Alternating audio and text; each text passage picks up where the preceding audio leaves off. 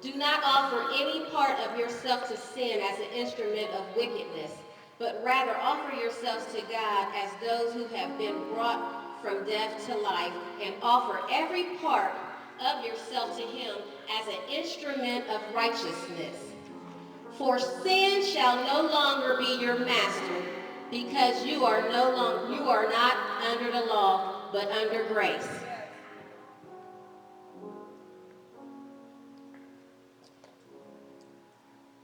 My mom's favorite show, and I know she always says I throw her under the bus, but one of my mom's favorite shows is Lifetime. Anybody else a Lifetime fanatic?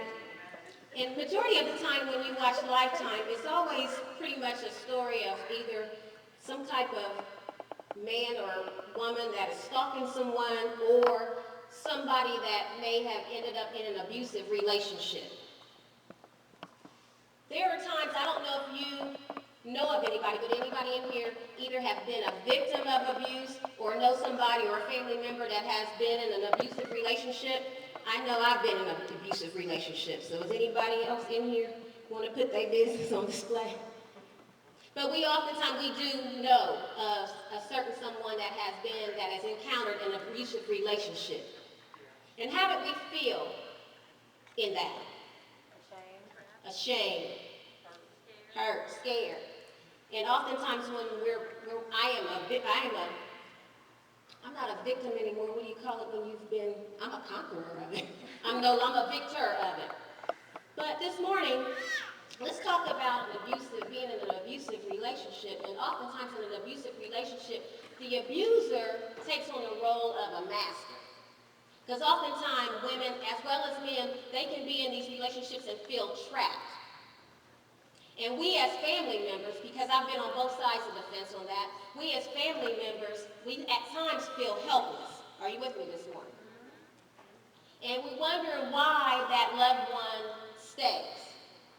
I remember when I was in it, none of my family knew that I was in it, because I wasn't that person that would go every time that I would get in a fight, or better yet, let's not say get in a fight. Every time he would jump on me or whip my behind, I didn't go running home to my mother or to my brothers to tell.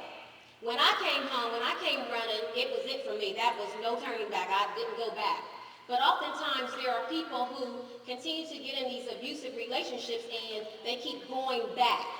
And then we scratch our heads sometimes and wonder, why do they keep going back to the same stuff?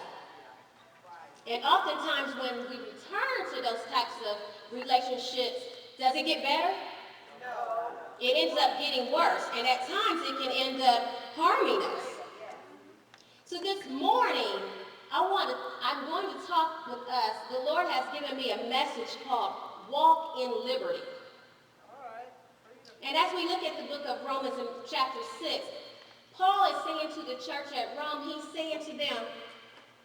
is saying that he doesn't want them to allow sin to reign in their mortal bodies so that they will obey the evil desires of it. And this morning, that takes on we can look at that in the same way as we look at an abusive relationship. When we have been delivered out of sin, are you with me this morning? We can take on the characteristics of that kind of relationship when we keep going back to the same thing that the Lord has delivered us from.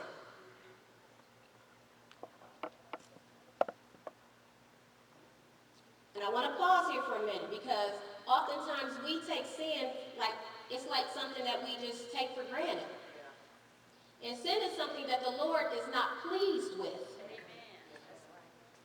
And we all will have those times where we might fall. But when we talk about allowing sin to reign, that means that when something is reigning, think about a kingdom. When a king is reigning, what does that mean to us? He's Lord, he's in charge of it. We have to answer. So when we allow sin to sit on the throne where Christ should be sitting, what is happening to us? Who's reigning in our lives? Sin is reigning in our lives. It is Lord. When something is Lord over our lives, that means we are subject to it. We are bowing to it.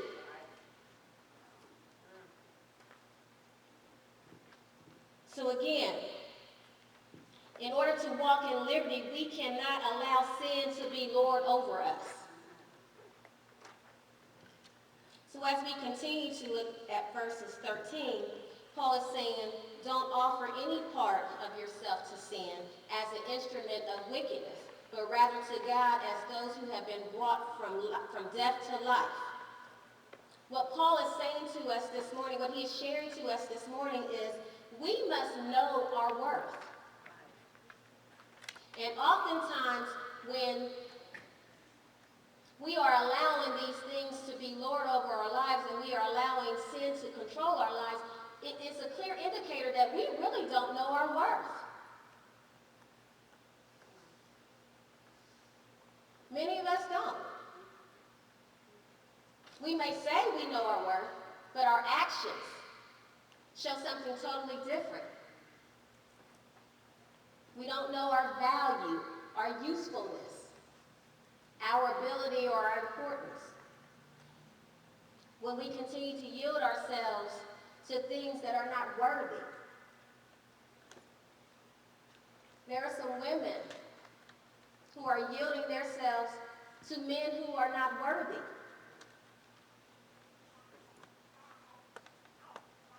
There are some people who are yielding themselves to drugs or alcohol, to addictions. We have allowed addictions to be Lord over our lives. We've allowed greed to be Lord over our lives. Jealousy to be Lord over our lives. When we subject ourselves to these things, we clearly don't know our worth. Because the Bible tells us that we are a chosen generation. Am I in the Bible? A royal priesthood, a holy nation, a peculiar people. That tells us that we are a peculiar people. That means we are special. And oftentimes, I don't think that we know how special we are. Because if we really knew how special we are, wouldn't we make better decisions and better choices? Yes. So we have to know our worth. There is a certain way that royalty is treated. And when we recognize that we are royalty, we won't allow those things to say otherwise. We are sons and daughters of the King. When are we going to start acting like it? We have to make better choices. I know this message can be a little bit challenging. So again, in order to walk in liberty, we can't allow sin to be Lord over us, and we must know our worth. And as we drop down to verse 14, Paul says, "For sin shall no longer be your master, because you are not under the law, but under grace." What Paul is saying to us this morning is we need to embrace freedom. We talked about last week, while we're still in the series of Made Alive in Christ, we talked about last week how we need to die to some things, and we need to bury some things. We need to resist sin. When we came to Christ, and when we went into the waters of baptism, what we were saying is we are willing to die with him. That was a symbol that we were dying to the old man and being willing to be raised up with the new man. And no, it's not an instant thing. It's a process. But every day it should be getting better. You should not look like last week or last year. We need to embrace freedom. And when you embrace freedom, chains fall. Chains fall. We don't do what we used to do. We don't look like the world. We may be amongst them, we may be in them, but people should be able to tell the difference. If you're sitting in a crowd and you're the only one saved, Somebody should be able to recognize that. You shouldn't be blending in. But oftentimes we stay trapped. We stay in bondage and chained to our old man. When God is saying, son and daughter, do you know who you are?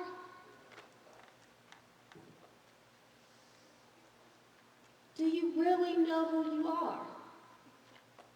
And not only that, do you know whose you are? Because just like when my father found out that I was in an abusive relationship, he was not happy about that. He wanted to kill him. Our Father, God, is not happy when we continue to remain in those situations where we are bound to sin. And he's looking at us like, why does she keep going back to the same stuff over and over? Do he or she remember what happened last time?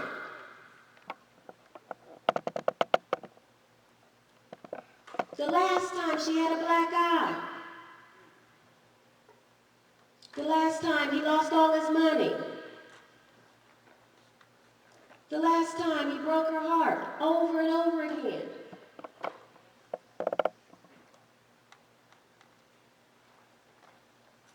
This morning, the Lord has us on that counselor couch this morning.